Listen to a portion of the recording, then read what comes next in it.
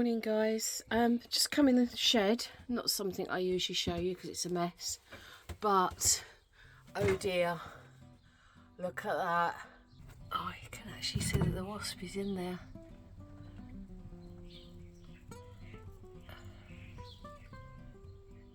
So this is it.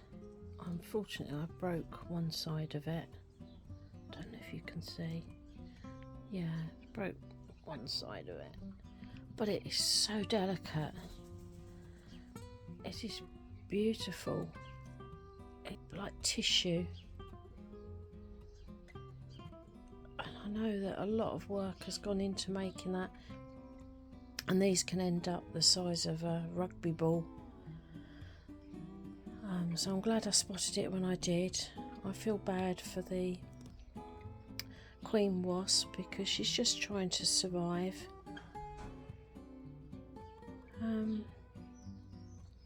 But I can't have it in my shed.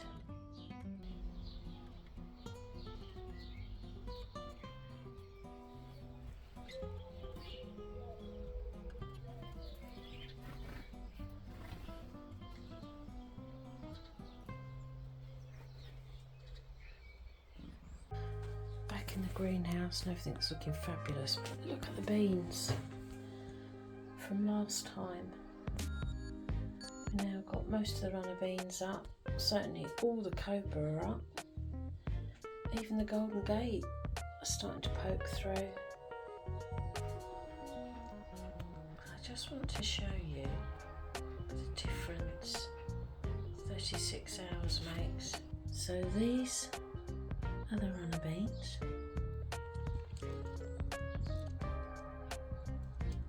purple queen, cobra, and then this is one of the golden gate. It's a pongo. It's just incredible, and they look really healthy. So there was a threat of frost last night, so I covered all my potatoes up because look, very first shoots coming. These are the Pentland javelin. Can't see anything here yet. These are the these are the Charlotte, but this one is doing really well. That could actually do with topping up a little bit more. I have to do that. But that's good news. The broad beans are putting on some growth now. They've got some height to them. So one of my jobs today is to put another row of the twine in to support them.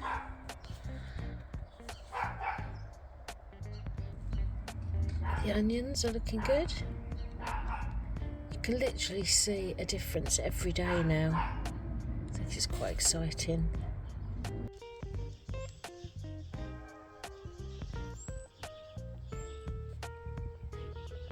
Little figlet, isn't that cute?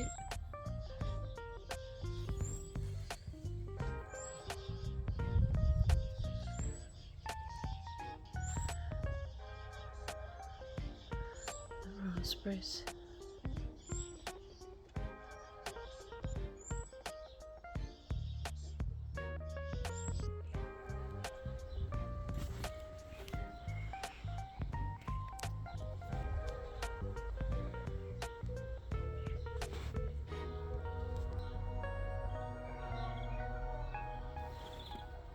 Morning everybody.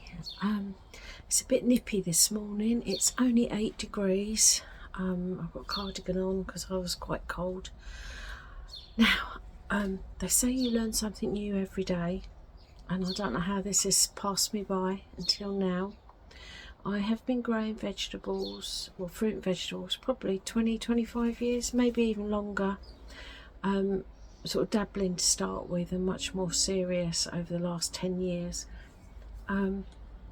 But I was watching another YouTuber's video, so Danny from the Grapevine Garden, and something he mentioned in his latest video, which had escaped me in the past. I don't know why, but he was saying that you should never ever grow beans where there's alliums, so garlics and onions, shallots, because apparently the alliums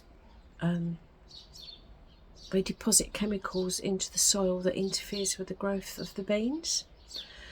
And guess where I'd put all my bean canes? Next to my garlic. It's been sitting there for about 2-3 months, ready for when I can sow my beans. Thank goodness I hadn't put them in.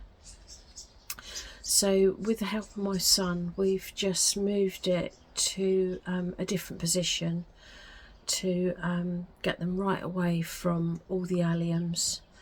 There was 2 sets of canes actually across 4 beds, so there were 2 pairs, let's say. The second pair, which straddle my strawberry and pea beds, they're fine, so they can stay where they are. I'm not bothered about them. However, I've actually put in a row of shallots in that bed, they're next to the peas, so they're going to affect the growth of the peas as well. So I'm going to have to lift those very gently and find another home for them. I'm not quite sure yet where I'm going to put them. I need to have a think, but that's got to be the first job of the day, really. But I've finished my coffee and I might actually go in for a little while because I am so cold. So I've lifted some of the shallots and put them in here, and I just need to fill this container and put the rest of them in this one. Yeah, I've got 6 more to lift, so I'll do that in a minute. I'm back in the greenhouse because I've got to rearrange it. The tomatoes are in desperate need now of being put into their big pots. They are hungry plants and vigorous growers, and they're growing out of the pots that I had put them in. If I show you one of them, it's got quite big now, and I've noticed the bottom leaves are going a bit yellow, so I think they're just running out of nutrients in this pot, and they've got roots coming through the bottom. So I'm going to rearrange the whole greenhouse so that I can set out the large tubs.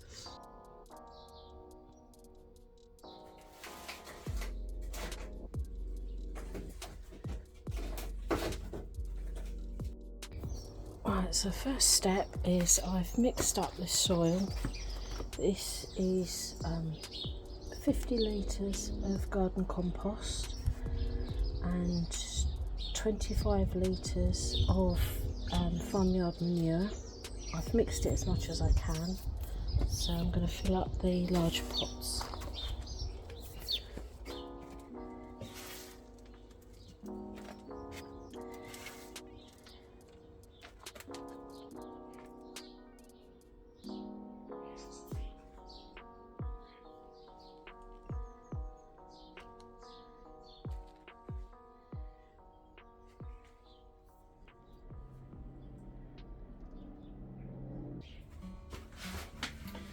Okay, so the first one I'm going to plant is the Shirley. This is a cordon tomato, and it's got lots of little, I don't know if you can see, it's got lots of little side shoots which I'm going to pinch out because we don't want those. We want to keep it as a cordon, so in other words we just want one stem, and if you can see on the top of this, let me bring this over. These are the first flowers. They're a cluster of flowers, which will be a cluster of fruit, which is called a truss. So with cordons, you really only want them to have 5 trusses and then pinch the top out to stop them growing. Now, with tomatoes, you can sow them deep or grow them deep because roots will come from the stem, so I'm going to plant them to this depth. So I'm going to pop that in there. Planted it deeper than the level it was in the pot, and that will encourage more roots. I've put my cane in ready, and as that grows a bit taller then I can secure that with some twine. So that's the first one, that is Shirley. So this next one is Gardener's Delight, and I'm going to do exactly the same as I did with the last.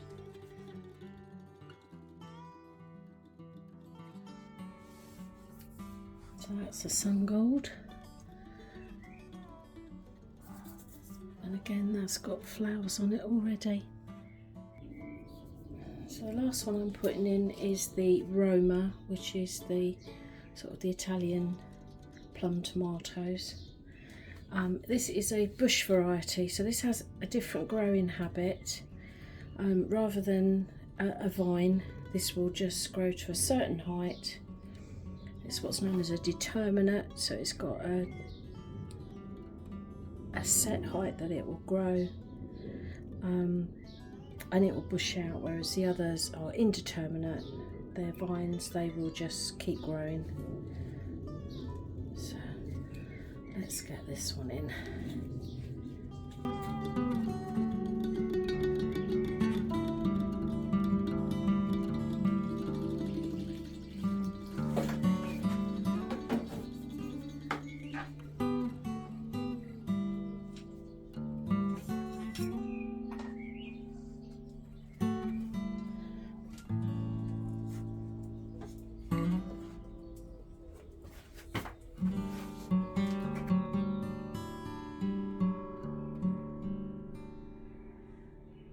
Now, I'm hoping somebody may be able to advise me. I got this in the garden centre yesterday. I wanted a bay tree, but this was in the reduced section. It's in a shocking state.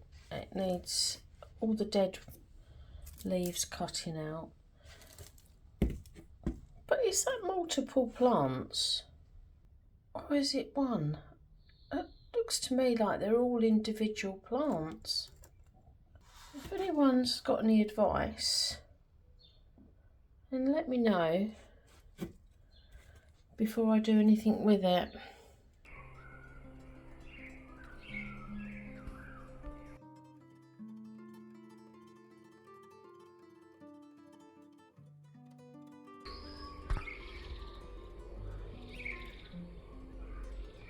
So I've spent most of the day on, well, I say most of the day, on and off in the greenhouse, and I've reorganised everything now. So these chilies, they will need potting on soon, but they are okay at the moment.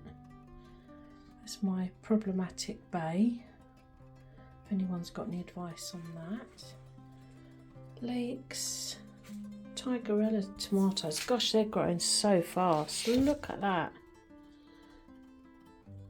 That's just days worth of growth from a little seedling. Okay, so cayenne peppers. So I've got all these sweet corn. There was a few that didn't come up, and I did a little digging around, and there was a couple of seeds that I just hadn't germinated, so I've put some fresh in. Got my salad leaves. I'm going to have to harden them off and start getting them outside, I think. The Kent blue are not up yet. Basil, coriander, chives, nothing from sweet pepper. I've sown some more coriander. It's all my sweet peas, marigolds, nasturtiums, zinnias and cosmos. And then you saw all my tomatoes, got all my beans, my chard and courgettes.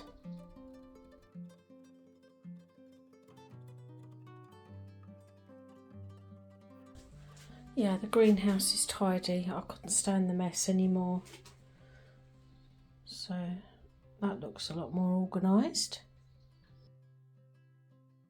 And then up here are my little potted geraniums.